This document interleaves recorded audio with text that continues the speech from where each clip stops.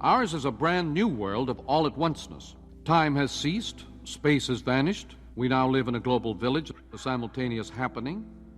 We're back in acoustic space. We have begun again to structure the primordial feeling, the tribal emotions, from which a few centuries of literacy had divorced us. The earliest Pokemon fan site I've been able to find belonged to Japanese 9-year-old Jun Matsuda. The site was made by Jun's father in October 1995 when Jun was homebound for over a week while suffering from epidemic keratoconjunctivitis. Jun branched out into making smaller pages about his interests, including mini four-wheel drive and then, in May 1997, the Pokemon anime. I only found Jun's website because it became one of the first pages trying to consolidate information about the Porygon incident and advocate against Pokemon's cancellation. Jun later began maintaining his site in both Japanese and English, trying to reach out to friends he made across the globe when Pokemon hit it big outside of Japan. Despite his head start, Jun's site was not the first one to talk about Pokemon in English. Instead, that honor, as far as I can tell, belongs to Robert Warren, a collector of Japanese video games from Southern California. Sometime in 1997, Robert imported a copy of Pokemon Green and provided a review of the game on his website. He also created the first English-speaking Pokemon message board, which he shut down a year later because, and I quote, "idiots who have nothing better to do decided to join in." These two sites marked the beginning of Pokemon's habitation on the internet. Even if neither were the first Pokemon fan pages out there, this is as good a place as any to start from. The fact that Jun started learning English to communicate with friends from overseas shows the global reach of the Pokemon craze. The fact that Robert's message board attracted non-hobbyists and collectors like himself within a year implies that by December 1998, there was a group of people online calling themselves Pokemon fans, and, more importantly, they were numerous and annoying. Over the course of the next few years, something we can call the Pokemon fandom formed out of the digital ether. A loose conglomeration of fan sites, message boards, and other ephemera of the early internet began to connect with each other in the wider world outside. It spread from humble protoblogs to large-scale information centers, the individual parts of which are now little more than artifacts of a more quaint digital age. Within only a few years, it was gone and it wouldn't come back. It would be replaced by something different, something more familiar to us. But this isn't the story of that modern incarnation of the fandom. This is the story of PokeWeb 1.0. A bygone world in a global village lost to time. These little circuits are making our world go. The electric age is having a profound effect on us. We are in a period of fantastic change that's coming about at fantastic speed. Your life is changing dramatically, and you are numb to it.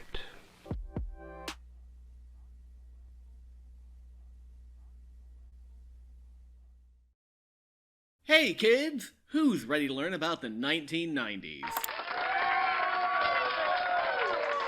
Pokemon reached North America in September 1998. In September 1999, the anime hit national broadcast on the WB network and became the channel's anchor, almost tripling WB's share of the 2 through 11 children's demographic. In October 1999, Pokemon Yellow was released amid immense fanfare, followed in November 1999 by the theatrical debut of the first movie, Mewtwo Strikes Back. November 1999 also saw the publishing of the famous volume of Time magazine dedicated exclusively to Pokemon, as well as the airing of South Park's Chin Pokemon episode.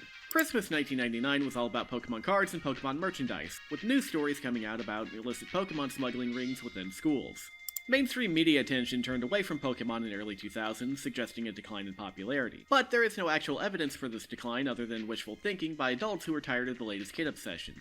Throughout 1999, the Pokemon anime was routinely grabbing an 18 to 19% rating share of the 2 through 11 demographic. In January 2000, that rose to a 25% rating share. The season premiere of Pokemon The Johto Journeys in September 2000 peaked a viewership rating of 37%. The only kids network that beat WB overall on Saturday mornings was Nickelodeon, and only in time slots that weren't directly competing with Pokemon. There are signs of a decline that come later, but how much of a decline and how much later is hard to pin down.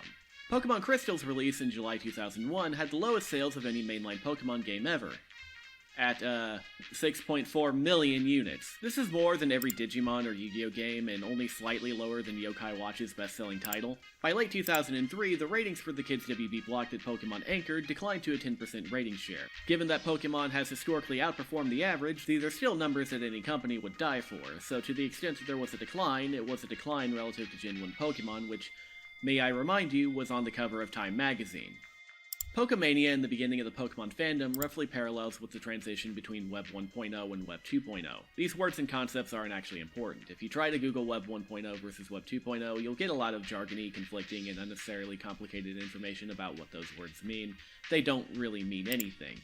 This is because people have been trying to write the history of the internet while that history was taking place, and as a result, they created self-serving prophecies about what the end goal of the internet would be. At best, you get some reasonable predictions about the commercialization of the web throughout the 2000s, and at worst, you get masturbatory technological eschatology. So I'm not going to use those words often, I'm just going to explain in as non-technical terms as possible what the internet was doing from 1998 to 2001. To understand that, you need to understand the two main drivers of change for the internet throughout the 1990s, the introduction of massive amounts of venture capital and the growing accessibility and ease of use. So venture capital is a type of high-risk investment that targets startup businesses, usually in exchange for equity or ownership. Initially, venture capital was intended to fund highly experimental and speculative business concepts. It is inherently high risk with uncertain reward, and firms mitigate that risk by providing technical expertise and other sources of funding to keep the company expanding. In the 1980s, venture capital firms began heavily investing in computer technology, partially because anything tech-related could be patented and therefore had inherent value. Apple, Compaq, Microsoft, and Dell were all venture capital-funded startups that had IPOs during the 1980s. By the early 1990s, venture capital firms turned their attention from computer hardware to internet services. There were many inflection points along the way, but 1995 was the big milestone. In April 1995, the National Science Foundation reverted its NSFNet, formerly the backbone of the World Wide Web, to a research network. Now, most web traffic would be routed through an interconnected series of internet service providers, leading to the privatization of internet access. Later, in August 1995, Netscape, the company responsible for the first internet browser to show both text and graphics, went public. Its IPO set the stage for the ludicrous overvaluation of internet companies, and with it, a surge of venture capitalists looking to make their moonshot by investing in even the most highly suspect web startups. The influx of billions of dollars in financing brought rapid and cutting-edge development. Small things you don't really think about too hard, like laying down fiber optic cables and creating vast server infrastructure, the things that make the internet work, all happen because firms that manage $100 million portfolios decided to go all in on making the internet ready for consumers. By 1997, the internet was largely the playground of universities, government labs, and enthusiast tech nerds. But that landscape was rapidly changing. America Online was the first normie-friendly internet service provider. Though the industry giant had originally charged internet access by the hour, by December 1996 they had moved into a flat-fee monthly payment of $19.95, around $40 in 2024. Internet Explorer was included with every computer using a Windows 95 or later operating system. Before them, Netscape had created its Mosaic and Navigator browsers for the rest of humanity. While these are certainly antiquated today, these were cutting edge at the time and made the internet usable for the Jin Matsudas of the world. Now, browsing the internet was one thing, actually creating a website was another. With the rise in hosting services like GeoCities, AngelFire, or Lycos in the mid-1990s, making a webpage was as easy as coding in HTML, which, admittedly, was much harder to learn than it is now. You might instead use a WYSIWYG web editor like Microsoft FrontPage if you could afford the price tag. Hosting platforms also came with restrictions, and they were only free up to a point. If you wanted full freedom within legal limits as to what you could host on your own website, then you had to provide your own server, which was even more expensive and even more daunting. Still, this was the only option if you wanted something more robust than a text-based webpage that could survive a few thousand visitors per month.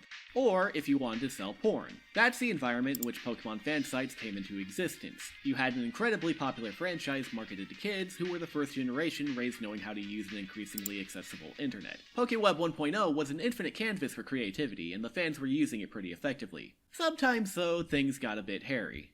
Hey everyone, Poketown.org did not hack Johto Journeys. I know Poketown, he isn't like that. I also talked with the webmaster of Johto Journeys, and she told me PokeRazor.com did it. Today we're used to an internet of 9 or 10 sites with people hobbling between individual spaces within them. Half of those sites are owned by 3 companies or people, and if trends continue, half of the remainder will be in a similar boat in the next 10 years. The early internet wasn't like that. Most of the top 10 sites in 2000 were portals to help you find other websites. It facilitated a type of structure that French philosophers and literary scholars Gilles Deleuze and Félix Guattari referred to as a rhizome. Unlike a tree, rhizomic plants don't have a natural center with roots, just a weird collection of interconnected nodes that form a wide network. It's hard to imagine today, but if Google disappeared tomorrow and never came back, the internet would be dead. In the early internet, the equivalent of a Google shutting down happened every other day. Similarly, while you could kill a tree with one really good shot from an axe, in a rhizome you could pluck the entire visible structure and still not destroy the whole thing. The main point is that PokeWeb 1.0 was not a centered place. It was a series of interconnected sites brought together through tenuous bonds multiplying out from each node. There was no logic to what connected to what, or how one even entered the assemblage of sites it contained. There was also no clear hierarchy aside from perhaps view count and estimated prestige. If you have AIM or ICQ, webmasters top 150 and up, are constantly bugged by those with lower ratings. Us webmasters do not enjoy being bugged by these random other webmasters who have the crappy pages on max pages. It seems like the only mutual respect between two webmasters is if they have at least a ranking in 50 of each other. Other than that, all the other webmasters just ask a bunch of crap. Like, the stupid questions. Can you make my webpage? Do you know CGI? Are you my webmaster? But some webmasters like these kind of people. Like Taj38NP, who owns Pokemon Newtwork. He talks to all these youngsters. And all the old ones.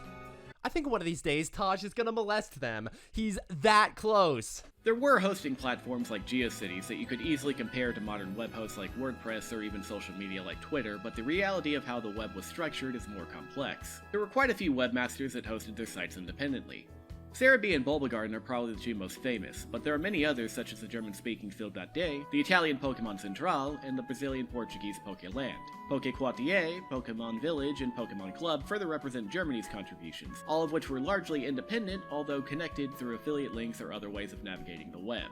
Bulbagarden was part of the Anti-Spammer Alliance alongside three of the other huge fan sites, the Pokemasters, the Pokemon Abode, and the Universal Pokemon Network. What exactly this alliance accomplished is anyone's guess, but these somewhat formalized connections are one of the many ways that PokeWeb 1.0 spread its roots. Other types of connections included web rings, which I don't really understand the purpose of well enough to explain, but they were basically like a website playlist. You went from one site to the next in a loop, and it's kind of bizarre. Top sites were another one. In the days before social media served as content aggregators, sites would have their list of top 50, top 100, top 400 sites within a particular niche. You can imagine on your own the types of drama that came from ranking Pokemon fan sites in a non-algorithmic way. The most common form of connection was affiliate linking. Add a link to my website on your sidebar and I'll do the same for you.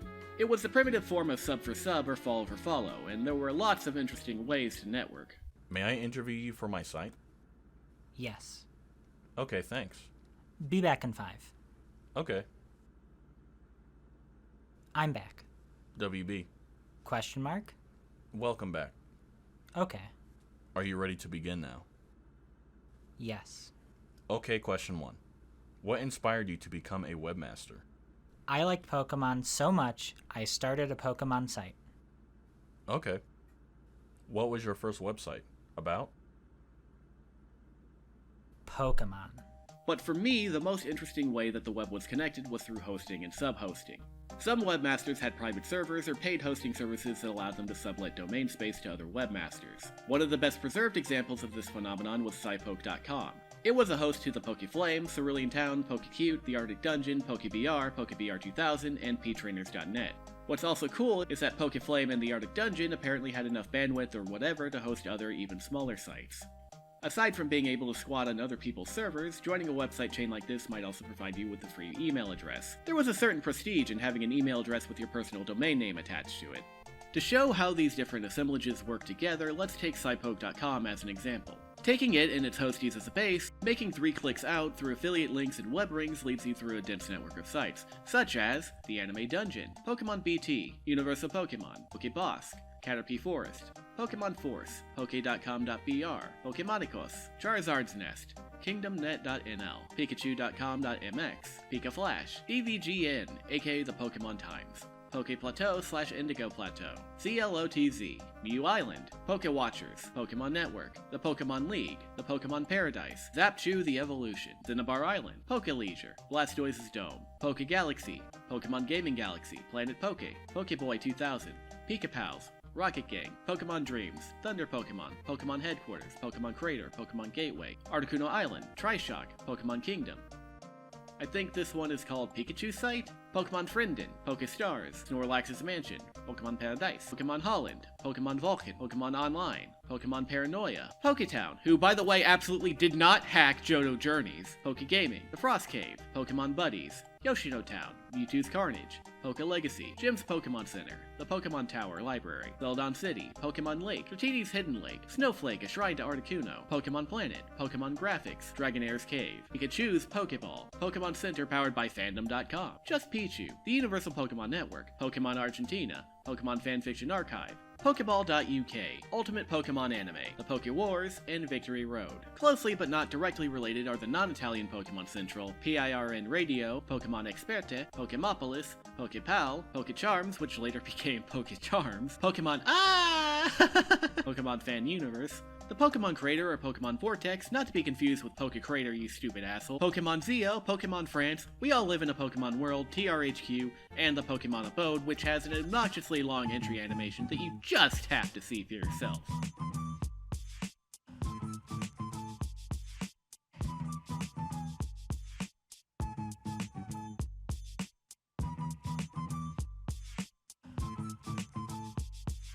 Listen to the first verse. Watch out now.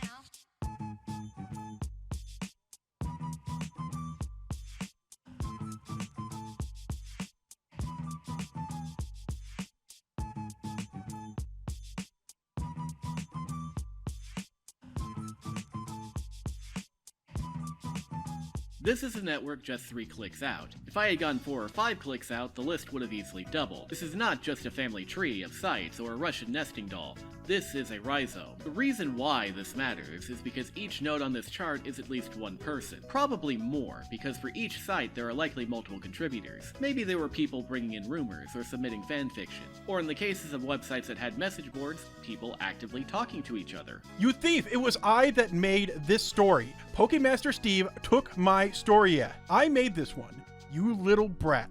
Dim-wit thief. I did not steal this story! You submitted it to me! And I simply posted it! You better watch yourself, cause telling lies can only get you into trouble! If you look closely, you will see who wrote the story, as all credit is given. Provide an email address so I can add it to your story as the author. Maybe both of you should stop jumping to conclusions. What's the Japanese name from Tracy?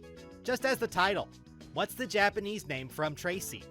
And I also would like to know other names. I don't know what's with Tracy, and also not his Japanese name, but he's so unknown to people. Lots of sites don't even mention him.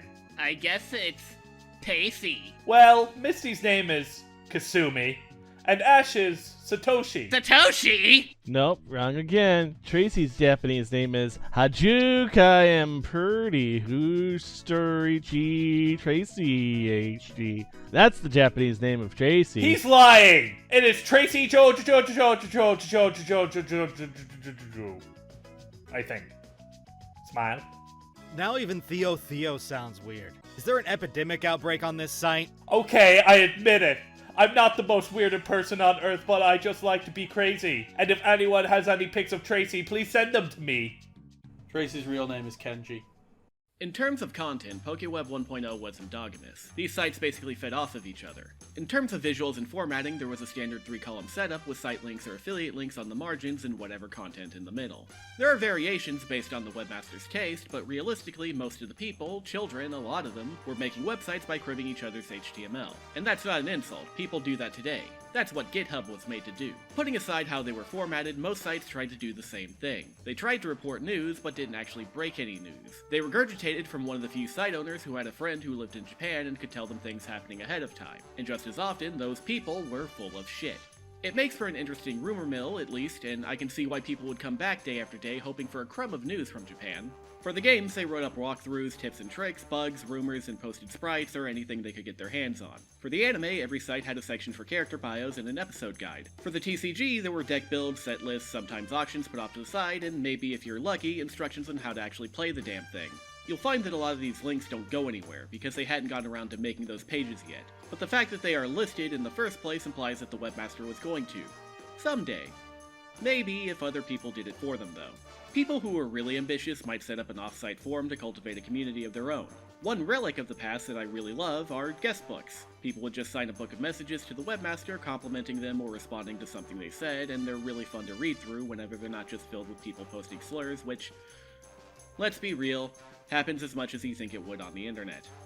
You people that are cursing are completely classless. This is a kid's site. Were you all brought up on Barn? Do a poo. All of you, can you please?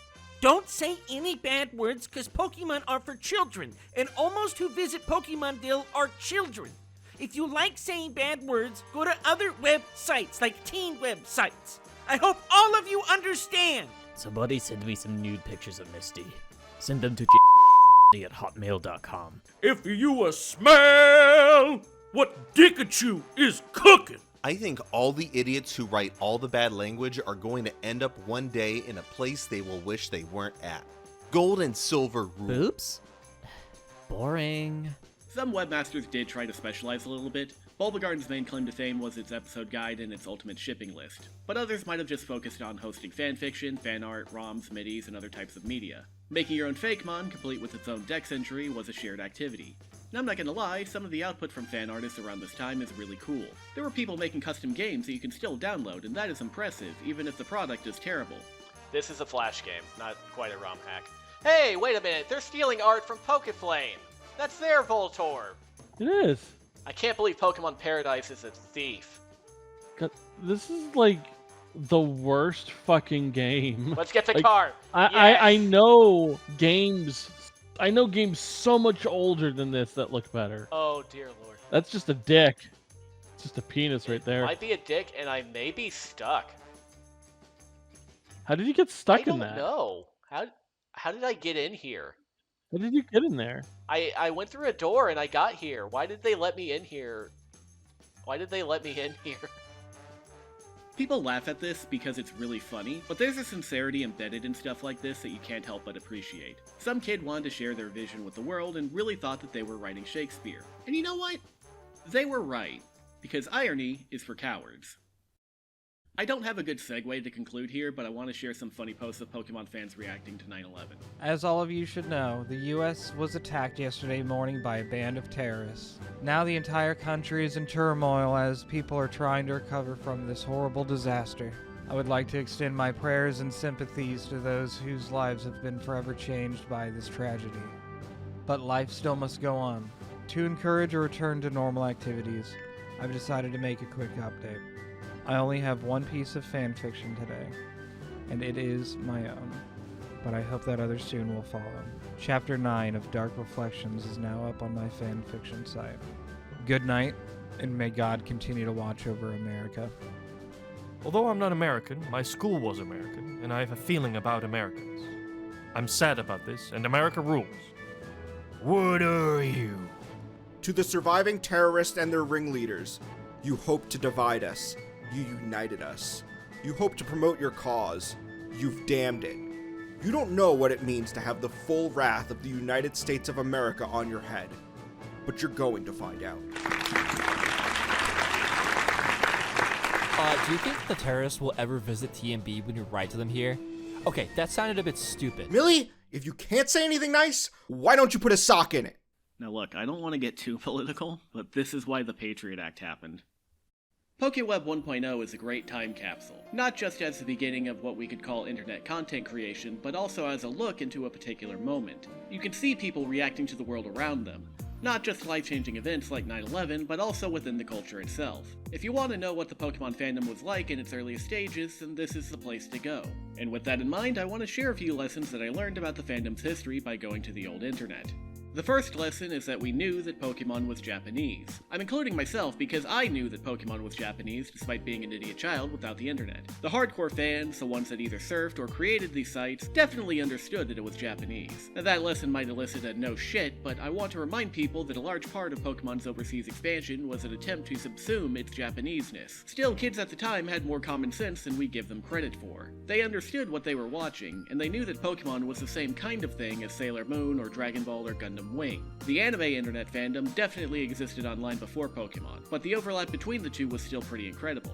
Fansubs existed for the Indigo League and Orange Islands through tape trading. You just had to pay for them and know how to use them. Now, because the early fandom knew Pokemon was an anime, they had certain misconceptions about the content. Anime was for older kids and adults, not like Western cartoons. So there's an inordinate reverence for Japanese media and what Japanese fans thought that led to a very easy marketplace for misinformation to spread.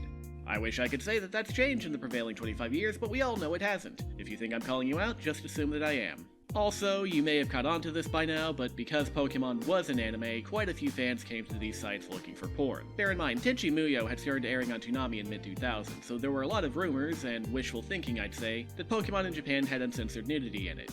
It didn't, of course. It was a children's cartoon. Still, if you ever wondered why there were so many 30-year-old Pokegooners on social media, it turns out many of them started as 10-year-old Pokegooners on fan sites. And if you think that I'm calling you out, just assume that I am. Another lesson is that the early fandom was pretty united. They argued over dumb shit, same as they do now, but whereas today you might think of Pokemon as at least 3 separate fandoms, the TCG, the anime, and the games, back then they were all consolidated. You were a fan only if you got into all 3 of them, and the website's offerings reflect that.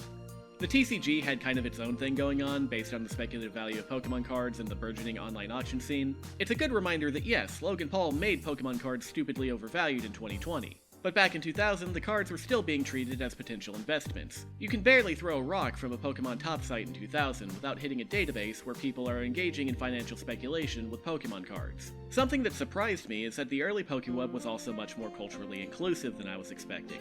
This is fundamentally a video about English-speaking websites, but the people who used and made these sites came from all around the world and spoke many different languages. AltaVista had created Babelfish, a machine translator that allowed people to provide text in foreign languages on their sites, so people like Jun Matsuda were able to create global communities in their own web spaces. And I don't really see a lot of bad interactions between native and non-native speakers, especially compared to today, where you'll often see the abbreviation ESL used as a slur. I credit this to the fact that PokeWeb 1.0 was mostly kids, and kids tend to be more accepting and curious about differences than their parents are. There was a lot of genuine desire to understand different cultures on the early internet.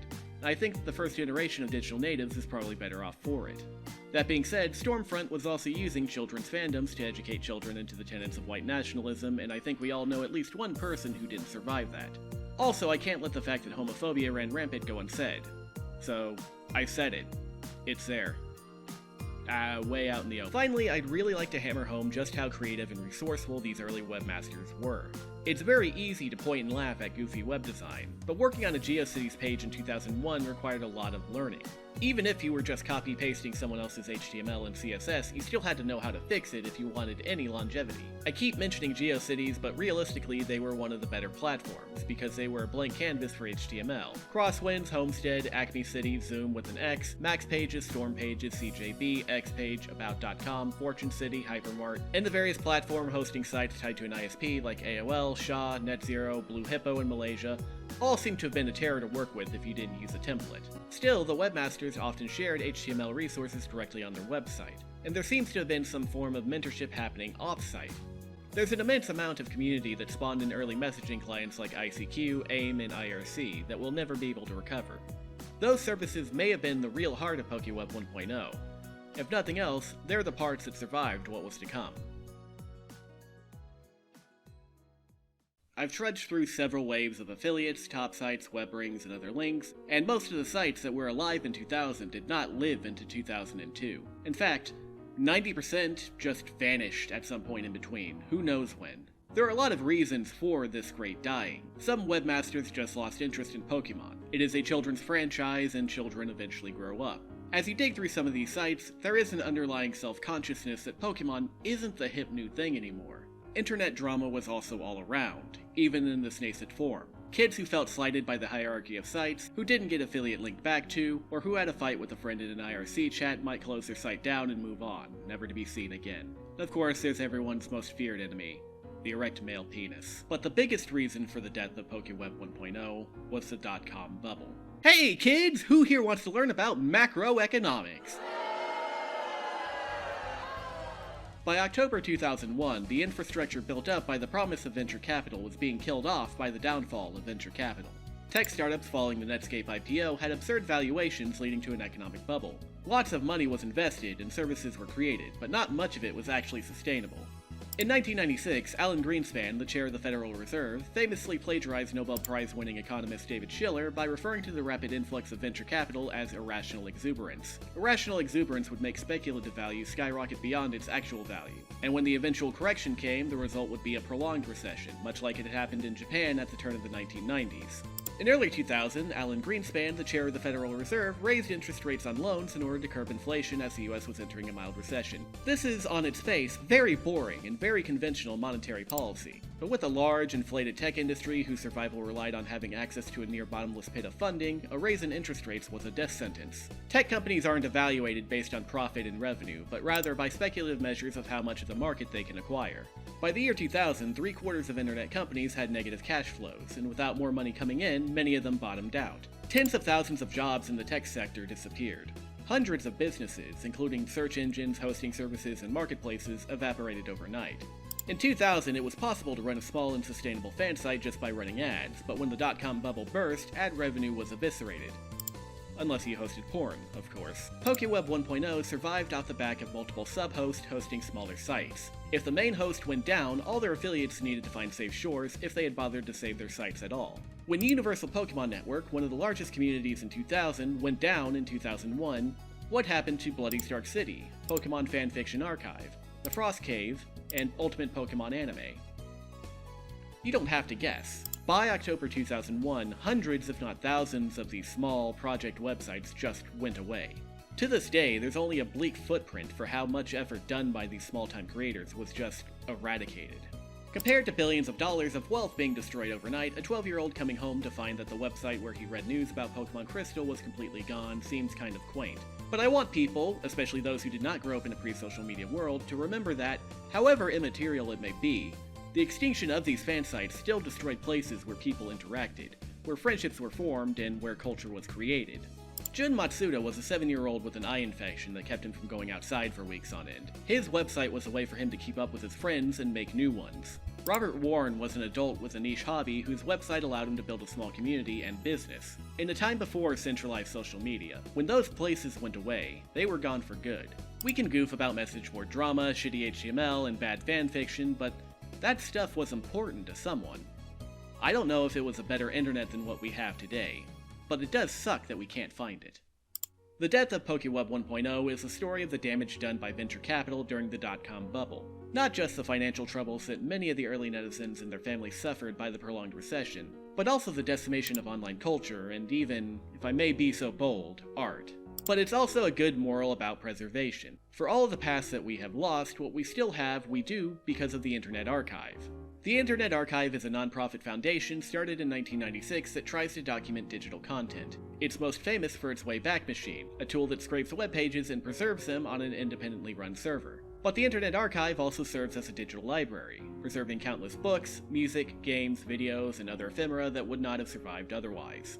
The Internet Archive is the part of the web that doesn't operate in boom and bust cycles like venture capital naturally does. It is the part that's sustainable and open source, rather than proprietary and closed off. It is the part that represents the deep research and democratization that the internet was originally conceived to do, rather than the densely commercialized attention machine that it has become. And because of that, the Internet Archive is frequently being attacked by different interest groups. During COVID, when they were doing what most libraries were doing, trying to make their collections more accessible, they and other libraries were being sued by the publishing industry. Right now, a large chunk of the music industry is suing the Internet Archive for preserving 78 RPM records. These aren't actual music files that are currently being sold. They are long out-of-date digitized historical relics. If there is a moral to be gained from this video, it's that we should support the institutions that push back against the damage done by corporate investment. Here's a screenshot of me donating $50 to the Internet Archive, and here's another screenshot of me donating another $10 to the Internet Archive. Because at $10, the transaction cost is 69 cents, and 69 is a very funny number. If you don't have the spare funds to donate, that's fine. The Internet Archive isn't the only group working on this problem, they're just the biggest. And without them, this video could never have been made. I don't mean that in the usual way that people crediting their friends say these things either. I mean that this video literally could not have been made without the Internet Archive. If it ever goes down, this part of our history is gone for good.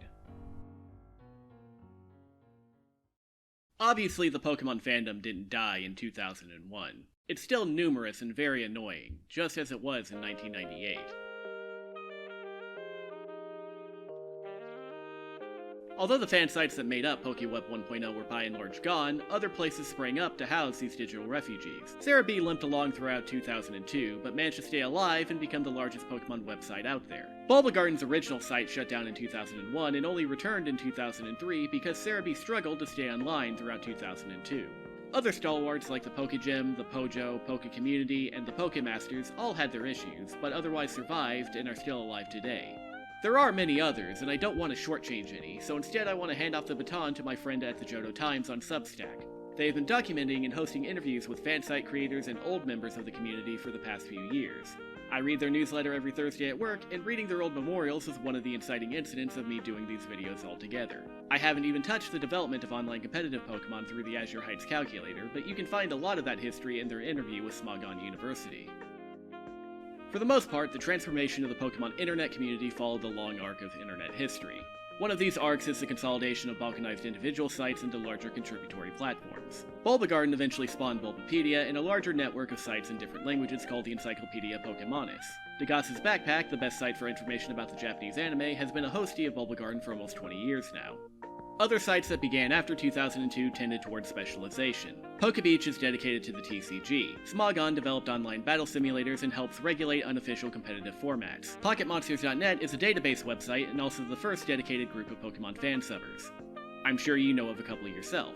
By and large, though, individual sites were replaced with contributory platforms and social media. You didn't need to create a website if you just made an account on LiveJournal or Blogger. If you wanted to show off your creations, then fanfiction.net would host your stories and poetry, DeviantArt your drawings, OC Remix your music, Newgrounds your animation, RomHacking.net your games, and a bit later YouTube would host any videos you made. If you wanted a place to talk, then you didn't need to settle for hobbyist forums. You could go on MySpace, or Facebook, or Twitter, or Tumblr, or I don't know, Pinterest. Every fandom has a wiki these days, so even surfing the web will lead you to 3 or 4 different hosts, and god, are they all loused with ads.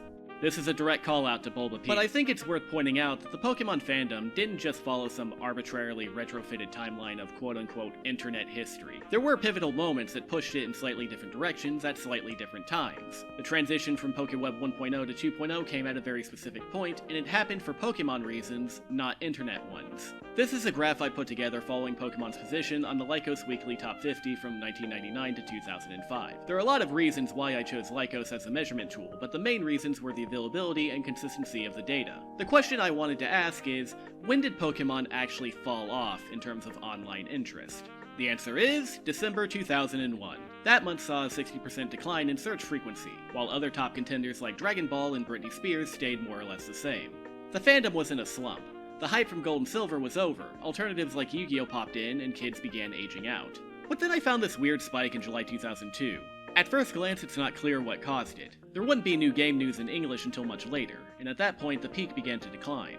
The next movie wouldn't be until October, and there weren't any new TCG sets released. So what happened here? Well, in July 2002, news started filtering in from Japan about Pokemon Ruby and Sapphire. But the largest peak corresponds with one specific news item. On July 16, 2002, Cerebi.net posted the following image taken from TV Tokyo's official website, revealing the cast for the Pokemon Advanced Generation anime. A new anime was definitely a cause for celebration, but I think the big cause for alarm was that, in the promotional image that Cerebi posted, there was no Misty to be found. Just some new girl, whom Cerebi erroneously referred to as Kimmy. This created a groundswell of rumor and controversy. The anime had switched out Brock as a main character before, but that was temporary and largely considered a bad idea. Misty being replaced was a bigger deal. It had implications for fan shipping, which, according to Archaic, the founder of modern Bulbapedia, was a driving force of the early web community. This news spread to Usenet and other sites within the same day. IGN, the biggest site for gaming and anime nerds at the time, even covered it, complete with Joe Cerebi's mistake that the girl's name was Kimmy. Throughout the rest of 2002, Cerebi developed the story alongside the rest of the Gen 3 hype cycle. In November, the first Japanese episode of Pokemon Advanced debuted, confirming that, yes, Misty was leaving the Pokemon anime. This is the first bit of Pokemon news that you can see people reacting to online as it was happening. Although we have very little documentation of it, according to Cerebi, the news led to a huge spike in activity in their forums. We can gain some appreciation for how much of a spike there was by comparing the activity of the anime forum in March 2002 and in October 2002. These numbers are orders of magnitude higher than any other forum I've seen in the making of this video. In short, Misty leaving and May joining the main cast of the anime was the canon event that created what we could call PokeWeb 2.0. The autumn of 2002 saw the revival or establishment of several different communities, all of them reacting to this news. The Pokemasters forums went down sometime after August 2001 due to what the webmaster referred to as overactivity, and were revived in their current form in September 2002. The first thread in their new forum was in the anime section, and contained this giant list of anime spoilers. This nascent forum is one of the best preserved sites for finding out what Pokemon anime fans were feeling at the time. Bulba Garden's forums were revived in January 2003. While the anime forum began at the same time, the episode preview and review threads only came in October with the UK and US debuts of Pokemon Advance. The PokeGems forums revived in August 2003, and since the first thread is about how hot Misty and May were, it's obvious that Advanced Generation was something they were really looking forward to. Poke Communities came a month later in September, and it's very clear that people knew what was happening in the anime a year in advance with a startling amount of accuracy. You might attribute all of this activity to survivorship bias. Obviously, we don't have evidence of people showing this much interest in 2001 because the .com bubble killed hundreds of fan sites. But non-Pokemon sites that discuss Pokemon news are a good bellwether. Usenet was mostly centered around the games, and even then you can see a lack of activity throughout 2001 and 2002. Anime Superhero, formerly known as Toon Zone, talked about Pokemon from time to time, but it wasn't pleasant. Still, the thread announcing Misty's departure and the oncoming of Advanced in October 2002 gained a lot of attention, good and bad. There were a lot of people actively hyping it up before it debuted in America, and Toon Zone had a reputation for being a bit of an elitist forum, so this is kind of impressive. IGN's anime board was an even bigger forum, and it even more regularly talked down on the anime until Gen 3. If you wanted a sense of what anime fans outside of the Poke Bubble thought of it, these were the places to go. Even fanfic.net saw an uptick in activity after it was announced that Misty was leaving. It was for shipping reasons, and I usually ignore those, but if the anime gave them new material to work with, then that says something about the attention it gained from fans. And if I'm being honest, for better or for worse, I have not seen a more genuine expression of the intensity of a person's fandom than this Spanish fanfic from 2004 referring to May as the Usurper, and having her eaten alive by wild Rattata at the end of the first chapter. The reviews are mostly positive, so this wasn't an extreme position to take. The Gen 3 hype cycle had other big moments that brought people seeking news and discussion to Pokemon websites, but it was the anime fandom that led the way. You can see the rallying of interest in real time when Pokemon Advance hit the airwaves in the US in November 2003. This was the first time that Pokemon had a visible, sustained growth in online discussion since the year 2000. The Advanced Generation announcement reinvigorated a part of the community that had been disenchanted for years, and this new energy allowed them to spin off into their own segment of the fandom. The games and the anime would go off into separate paths, and have only converged a few times since 2002. But just to cap this all off, the thing that really speaks to me is that even if the structure of the PokeWeb transformed, the types of people involved didn't. The more things changed, the more they stayed the same. I hope they don't use that song for the opening, cause if they do, it will break my TV and then sue 4Kids for making me break my TV and then get the guy who sang all the intros and used the original Japanese song and translated. Oh yeah, I will also tell 4Kids to buy me a new TV and a new house so it goes with my new TV. What? No! If she stays gone, I'll hate Pokemon, all of it, forever. And I'm a fan, one who hasn't had the WB for years. Ah! Ha ha ha ha! That means Misty leaves? Yes! There's a party and no Misty is invited. I despise Misty. Grrr. Chases Misty away. Heh heh. Well, it does look like Ash has gotten a makeover, but Brock looks a little overdressed. The new girl looks like a bubbly, useless girl. She looks like an idiot. Her chest is way too small. Not in that way, you perverts. Her head's too big, her clothes are cliche, and, well, she is not Kasumi/Misty. Bah. Hello, I've recently discovered that the original uncut version of Pokemon is actually more adult than the Western version. If it's true, is there a website showing or describing the censored scenes? I've searched with Yahoo, but nothing really serious except some hentai sites. Thanks, Christian. In the making of this video, I saw all of these old websites and thought to myself, I can do that. So I did. Using NeoCities as a platform, I created a website to host all of the translations I've commissioned over the years, as well as information about my other projects, including a never-ending gallery of drawings of NecoArc. It's very plain looking, but that fits my personal style. But I had a lot of fun relearning things I had first learned on MySpace 20 years ago. When you see some of the other websites people have been working on, it really does show the promise of the early internet. NeoCities feels like a logical conclusion to the types of project sites featured in this video, and if you're looking into making your own website, I would give them a recommendation. This is not a paid ad. I do not shill for money. I shill for the love of the game. Anyway, sign my guest book. Don't put slurs though. I have to delete those and I'm not sure I know how. Until next time, bye Inara. Let's go find our Gappy AI. Good luck. Fucking artificial intelligence is no match for my Oh, human stupidity. artificial intelligence is no match for my real. I think Tom's got it. Yeah, I gotta kill Tom. He's coming after my He's job. coming after me job. Damn, that was really good. I can't tell which one's the real Daffy. Which is the one I'm supposed to shoot? What the fuck was 15-year-old me yapping about? Why did I mention her chest? Oh my god. What? What did I mean by that? I don't even know what was I talking about? In 1996, Alan Greenspan, the chair of the Federal Reserve. Yep, I'm gonna fuck that up a lot of time. Listen, I don't have fun. I make content, all right? That's a good quote. A stupider man would say that unironically. May I intervene? Nambus. Bro.